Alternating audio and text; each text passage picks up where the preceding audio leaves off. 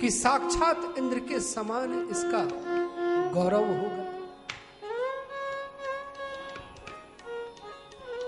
क्षमा में पृथ्वी के समान होगा, धैर्य में समुद्र के समान होगा। हे युधिष्ठिर, ये कोई साधारण बालक नहीं। गर्भ में ही भगवान के दर्शन हो गए। ये परीक्षित बहुत परम प्रतापी, तुम्हारे वंश में ये बालक निकलेगा। और महाराज जब ये परीक्षित बड़ा होने लगा तो पूत के पांव पालने में बहुत कम समय में ही राजा परीक्षित जी ने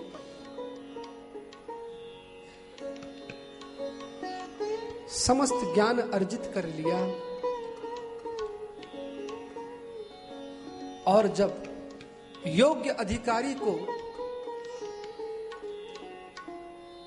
युधिष्ठिर महाराज ने देखा कि अब मेरा राजपाट बहुत सुरक्षित है, तब अर्जुन महाराज जी के द्वारा जब ये ज्ञान हुआ कि भगवान ये धाम छोड़ के अपने गौलोक की तरफ चले गए, तब भीष्म पितामह ने इन पांचों भाइयों से कहा कि अब हमारा रहना भी इस पृथ्वी पे ठीक नहीं है। तो ये पांचों पांडव द्रौपदी के सहित हिमालय की ओर महाराज यात्रा हो गई। राजपाट दे दिया राजा परीक्षित को, और पांचों भाइयों ने इस पृथ्वी से विदा ली। और तब एक बार राजा परीक्षित ने एकदा धनुरुद्यम्य विचरन् मृगयाम बने। एक बार राजा परीक्षित वन में शिकार करने के लिए गए। कोई ज्यादा हिंसक नहीं थे राजा परीक्षित। लिखा है कि एक बार। और जैसे ही शिकार करते करते ये निर्जन वन में गए तो बाहर उनको बहुत तीव्र प्यास लगी और भूख भी सताई। जब भूख प्यास से ये राजा परीक्षित परेशान हो गया तो एक ऋषि के आश्रम में इन्होंने प्रवेश किया। और जैसे ही ऋषि के आश्रम में राजा परीक्षित ने प्रवेश किया और महाराज जब इस ऋषि को आवाज लगाई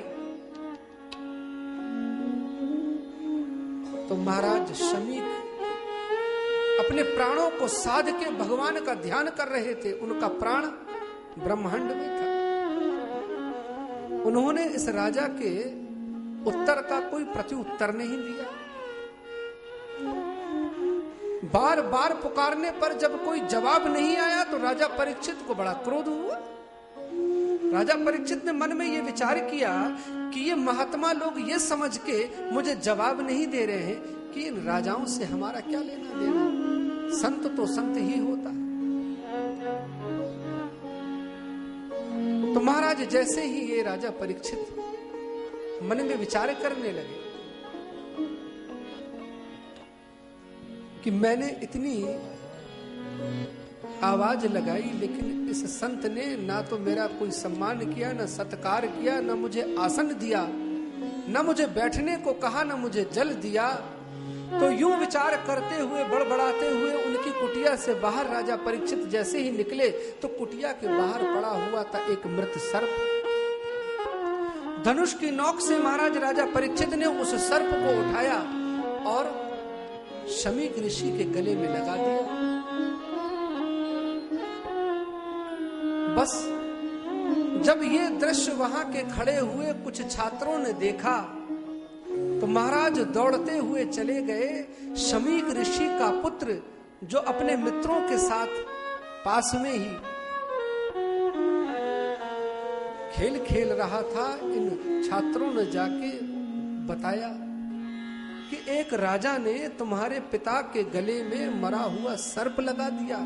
तब तो ये श्रृंगी दौड़ता दौड़ता हुआ जब जैसे ही अपने आश्रम में प्रविष्ट हुआ और उसने देखा कि मेरे पिता तो ध्यान कर रहे हैं, इस दुष्ट राजा की इतनी